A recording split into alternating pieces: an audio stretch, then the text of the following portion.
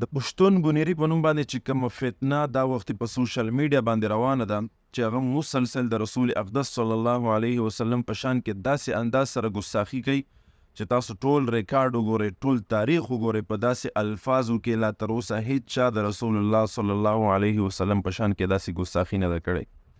تاسو تاریخ وګورئ،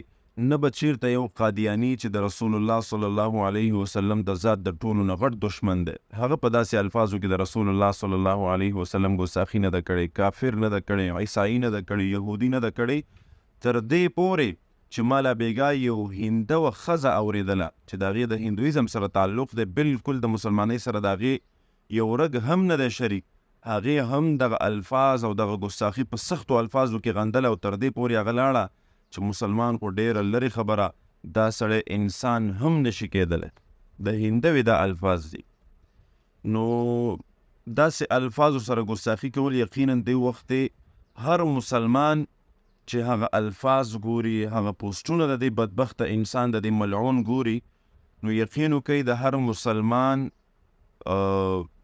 د رګ رګ نه او د ویښته ویښته نه دا یو جذبه او دا یو جنون راوچتېږي چې څنګه زه د رسول الله صلی الله علیه وسلم په شان باندې د هغې په عزت او په ناموس باندې ځان قربان کړم. نو زما ټولو ملګرو ته خواست دی، ډېرې خبره خلکو پرې وکړې، خو زه به تاسو د کار خبره دا وکړم چې موږ به دې وخت خپل فرقواریت او پارټي بازي سیاست دا به پرېږدو، څنګه چې موږ د یو خپل لیډر دپاره، سیاسي لیډر دپاره، دنیاوي لیډر دپاره، د خپلې پارټۍ دپاره، د خپلو مفادو دپاره یو مضبوط آواز او ټرینډ په سوشل میډیا باندې چلو، موږ او تاسو هم پکار دی چې په دغه ورځو کې موږ او تاسو را یوځای شو، یو مضبوط ټرینډ وچلو، دغه خلک او دغه ادارې په دې باندې مجبوره کړو چې دغه خلک را پیدا کړي، دغه نیټورک را پیدا کړي او منظر عام ته یې راولي، ځکه د دې شاته یو مضبوط قوت طاقت ناست دی چې د پښتون په معاشره کې، د پښتون په کلي کې، د پښتون په وطن کې په پښتو ژبه کې په دغسې الفاظو سره د رسول الله صلی الله علیه وسلم ګستاخي کېږي. دا یو ډېره د سوچ او ډېره د کار خبره زه تاسو ته کومه، ځکه چې په پښتنو کې په اول ځل باندې دغسې کېږي. زه تاسو ته یم قادیانې چې د رسول الله صلی الله علیه وسلم د ذات د ټولو نه غټ دشمن موږ او تاسو شمارو، دیم په داسې الفاظو کې هغه ګستاخي نه ده کړې. نو دا زموږ او ستاسو پښتنو دپاره دا ډېره د سوچ خبره ده چې یو پښتون د پښتني آیډۍ نه، د پښتني معاشرې، پښتون کلي وطن نه په پښتو ژبه کې راپاسي او په داسې الفاظو کې ګستاخي کوي، نو د دې خلاف یو مضبوط آواز اوچتول غواړي، یو موټی کېدل غواړي او د خپل پیغمبر صلی الله علیه وسلم د شان دفاع کول غواړي. او دفاع به موږ او تاسو څه وکړو؟ الله پخپله فرمایي ورفعنا لک ذکرک، د چا شان، د چا ذکر چې الله اوچت کړی او بلند کړی دی، نو دا ملعونان څوک دي چې د هغې په شان کې به ګستاخي وکړي او د هغې په شان کې به نعوذ بالله څه کمی راولي. خو بیا هم زموږ او ستاسو لپاره د امتحان ګړی ده. قرآن کې الله فرمایي ان الذين يؤذون الله ورسوله لعنهم الله في الدنيا والآخرة واعد لهم عذابا مهینا. دا هغه ملعونان دي چې د دې دپاره په دنیا کې هم سخت او دردناک عذاب او په آخرت کې به هم وي. دا زموږ او ستاسو رب فیصله ده. خو موږ او تاسو ته پکار دی چې په دې وخت کې دوه کارونه کول غواړي، بلکې درې. یو په سوشل میډیا باندې ټرینډ د دغې ملعونانو خلاف چلول غواړي،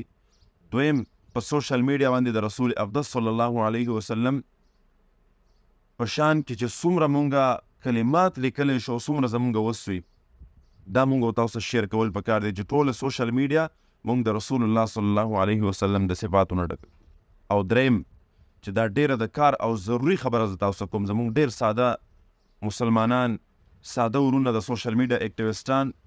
چې هغې په دې سوچ کې په دې ټیم کې لګېدلي چې څنګه به زموږ دا ویډیو وایرل شي، دا د الله بندګان را لګېږي او د هغې ملعون چې کوم ګستاخانه الفاظ دي هغه دې بار بار شیر کوي، په سکرین باندې لګوي. نو په دې سره مسلمانانو ته ډېر تکلیف میلاویږي او ورسره دغه ملعون تاسو پروموټ کوئ په یو طریقه باندې. نو د دې د شیر کولو نه، د دې د الفاظ، د دې د پوسټونه، د دې د ویډیوګان کمنټونه، د دې د سکرین شاټس، د دې آی ډي دا مه شیر کوئ، دا مخې ته مه راولئ، دا ریپورټ کوئ، بلاک یې کوئ، ختم یې کوئ له ځان نه،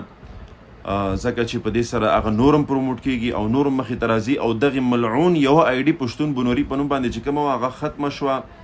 ریپورټ شوله، اوس یې بله آی ډي جوړه کړه چې په هغې کې ورسره بلا شی کسان دي او بار بار د ګستاخانه الفاظ شیر کوي او بیا په دې کې د لیکي چې ستاسو د سپورټ کولو او ستاسو د تایید ډېر شکر ګزار یم.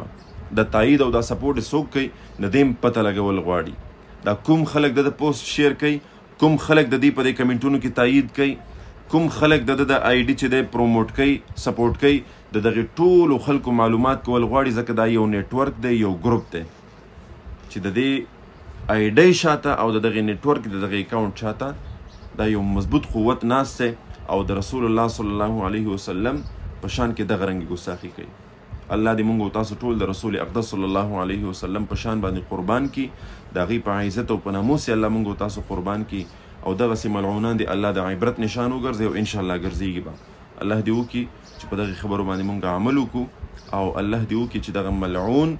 خپل انجام ته زر تر زره ورسیږي. السلام علیکم ورحمة الله وبرکاته.